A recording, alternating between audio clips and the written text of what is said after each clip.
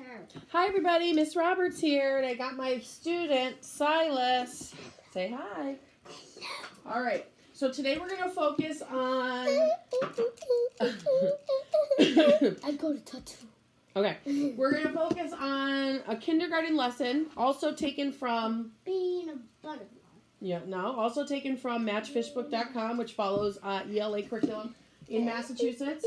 Some of the things we're going to discuss today as the objective. The kids are going to be able to explain why the spider has a very busy day by using details and illustrations to retell key details from a text, okay? So that covers these standards, reading and language K1, reading and language K2.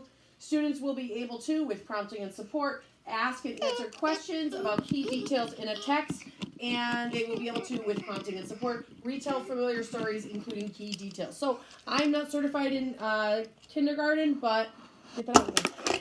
But I do have I have a pre-kindergartner here, so we're gonna do our best to get this across for everybody. So what you're going to do is you're gonna download, or you can go onto YouTube and find the version of The Very Busy Spider by Eric Carle. That's not helping. Beat it. And then we're going to go over a few things. So before you read that story, a few things that I want to talk about are some key terms, right? So Silas, I need your help. So we've got some key terms here. The first one is author.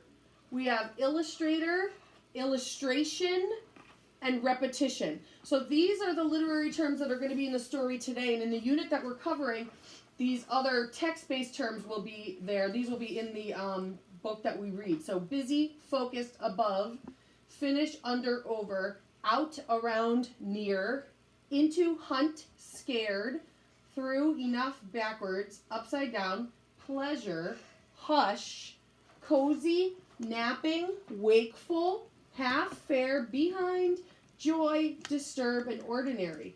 All right? So those are the terms that we're going to focus on and our objectives. Some questions that we're going to talk about are, how does an author use repetition to help a reader better understand a story? How does an author use illustrations to help a reader better understand a story? Okay, and here are the answers. Authors use... illustrations? What is illustrations? Do you know what illustrations is? I forgot. Okay, an illustration is a picture. Okay, a picture in a book. And authors use illustrations to help a reader picture what is happening in a story as if they were there. So it gives us a picture for our mind to think about while we're reading, okay? And what is repetition, Silas? What does repetition sound like? Sounds like, Does it sound like... Sounds like to me. Does it sound like repeat? What does it mean if somebody repeats something? They're copying? Okay, and they're saying it again and again, right? So repetition is something that's mentioned multiple times in one story. So it's something that's told again and again and again, okay? Okay. So some of the questions I want to ask while we read our story are here. Okay, look at. What is the spider doing? Why doesn't she answer the horse?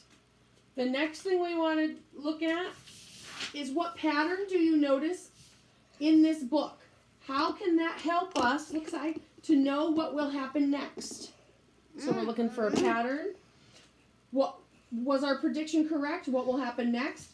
What do you notice is happening to the web? What do you predict the spider will do next? Why do you think that? And why did she catch the fly? So what's a prediction, Silas? I think it's someone answering another person. A prediction is when you try to figure out what's going to happen in the future. What's coming up. Okay? So what do you predict? If it's sunny today, what do you predict the weather will be like tomorrow? A little chilly, a little less chilly, but still sunny out. Okay, that's a great prediction, and we'll have to check the weather. Getting a little warmer, and it's getting a little less cold. Perfect.